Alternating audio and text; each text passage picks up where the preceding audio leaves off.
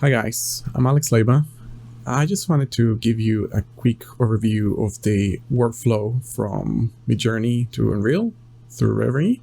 I'm sure you all know Midjourney by now. In this mockup, I'm starting with a scene from the marketplace. This is this month's free scene. Pretty cool. Wild West. So for this example, I just got this one. And then the idea was to completely visualize a different mood, different scenario. And we're going to use Midjourney for this to get the idea, and then the final output would be this scene on Unreal. So I'm going to open Unreal. I actually modify a little bit.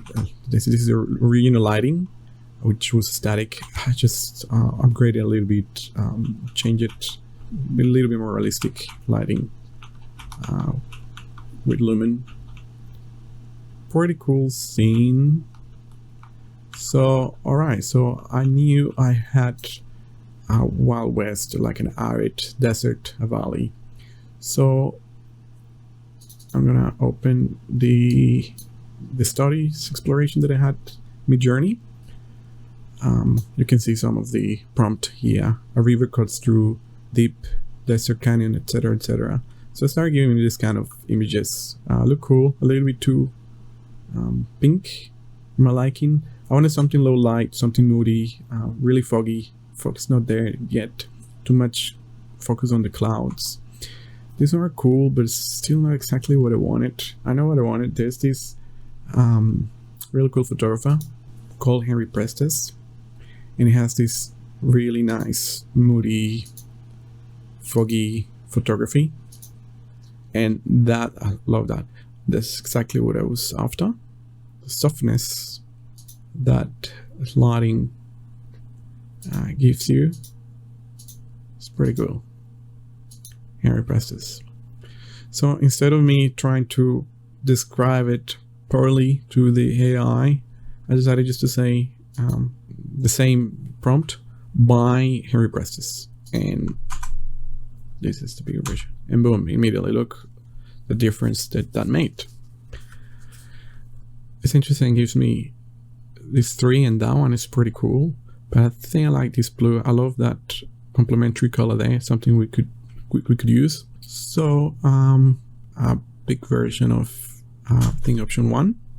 One thing you'll notice is that this is really soft and very realistic actually, but when you upscale it, it gives you this random noise, which I guess here is suggestive, like some activity, there's something happening, but here it doesn't make any sense. It looks also like old photography, but it's fine because we're gonna use the overall mood and tones from this.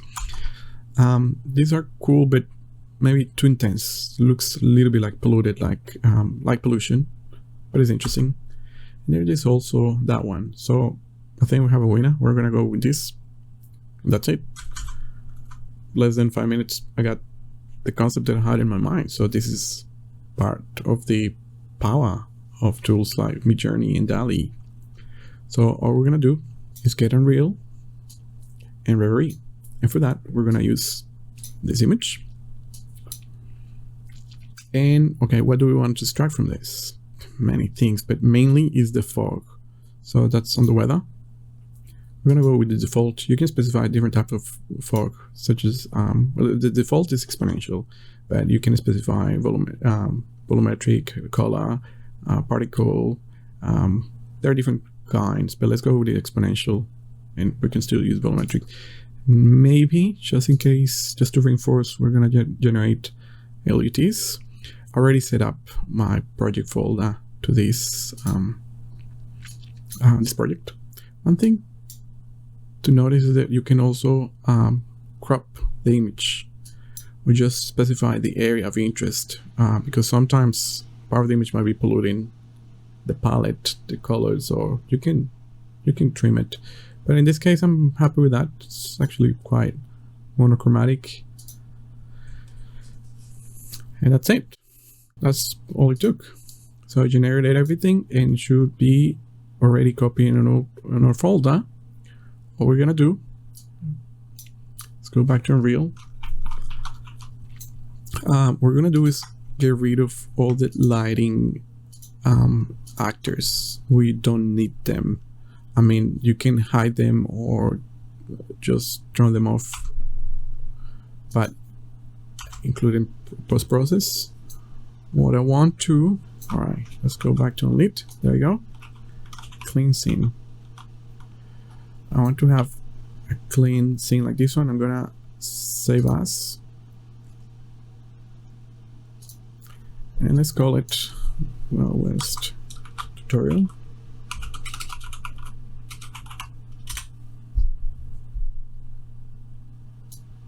There you go. So let's go back to lit. And all we need to do is press paste. Here we go. As Lumen start kicking in, start updating.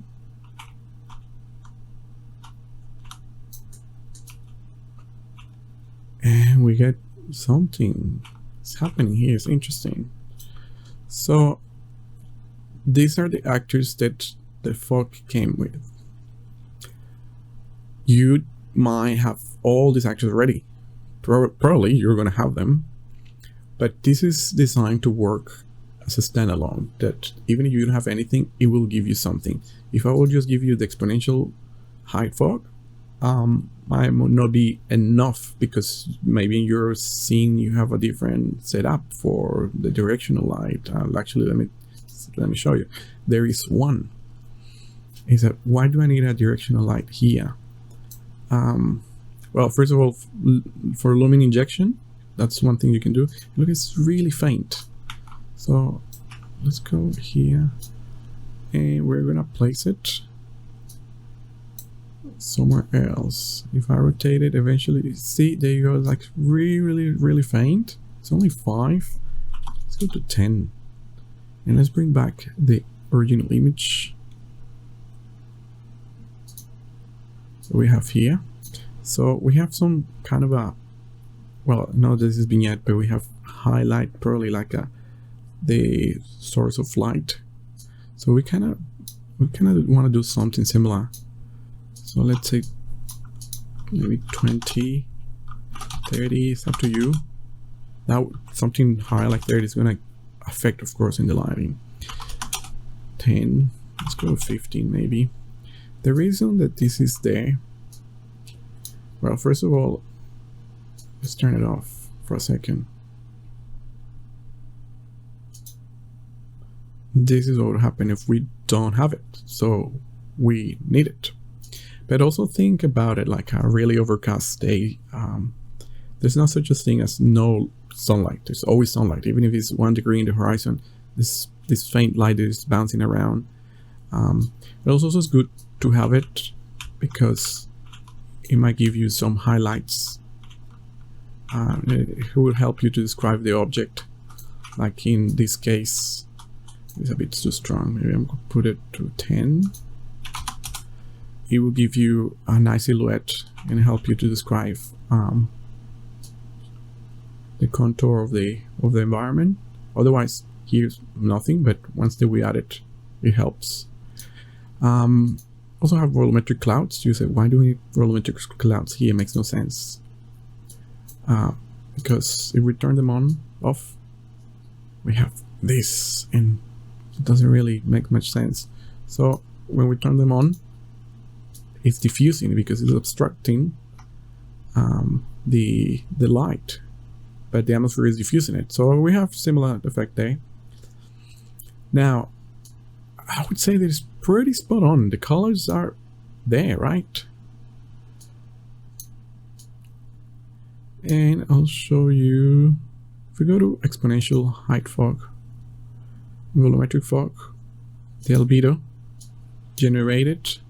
Well, if we turn off sRGB, you can get a bit easier, the color. So by itself doesn't make much sense, doesn't really look that close. But what it's doing is just generating albedo from, gets an average from the mid, low, and high, and well, it's not the average, it's called the dominant color, and it will give us that for the albedo color.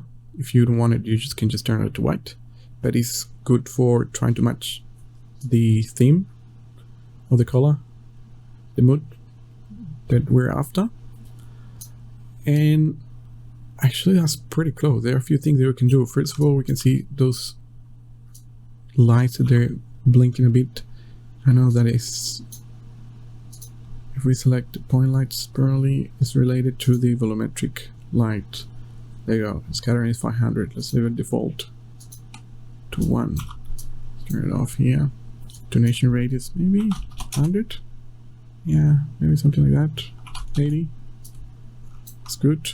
Oh, one thing that I'm doing here, it is called the nice little tool by Microsoft. It's an extra. You have to install. It's called Power Tools, but they have some nice little tweaks to Windows. And this one is, for instance, called Always on Top. So have a shortcut. It's always on top. So I can. It's good for when you're doing a comparison reference like this one.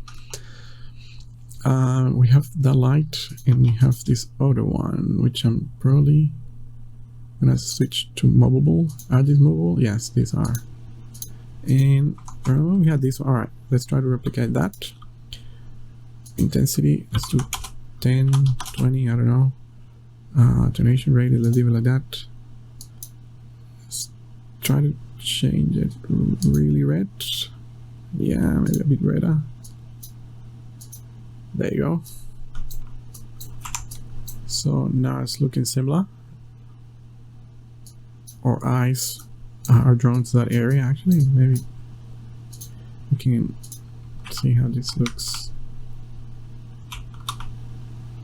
if we move around.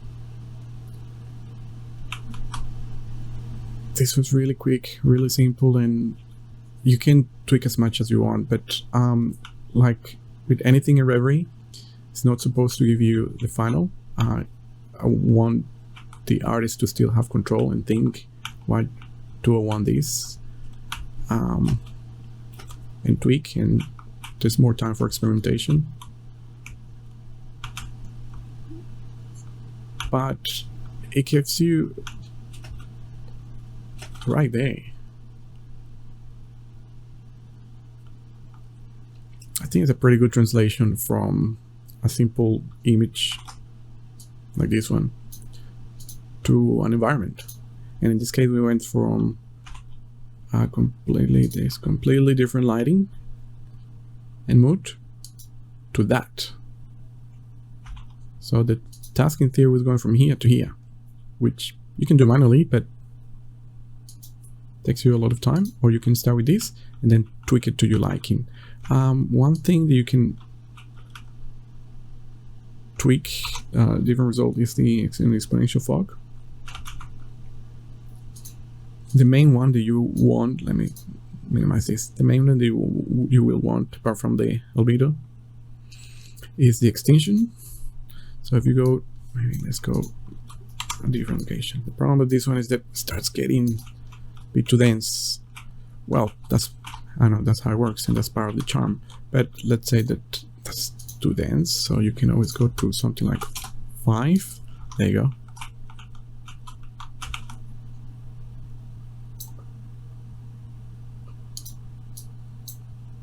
Or 10, 20 would be crazy, but it's still a really cool effect. So let's leave it at 8 or 9.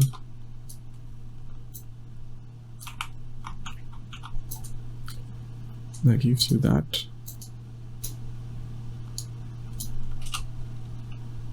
Let's turn on. I see this here is because I didn't turn on the volumetric clouds. There you go. The volumetric cloud. They're like a diffusing the light for us, the sunlight.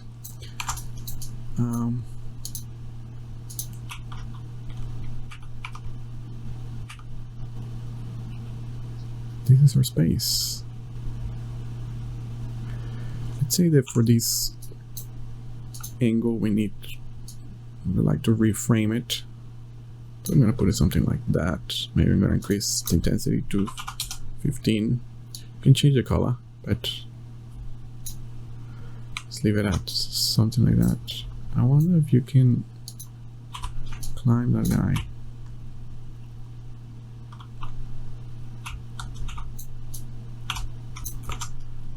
Let's go for a ride. Whoop, we missed it.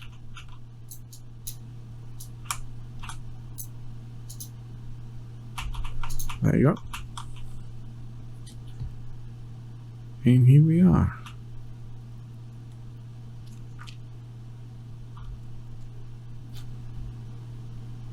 Pretty cool environment.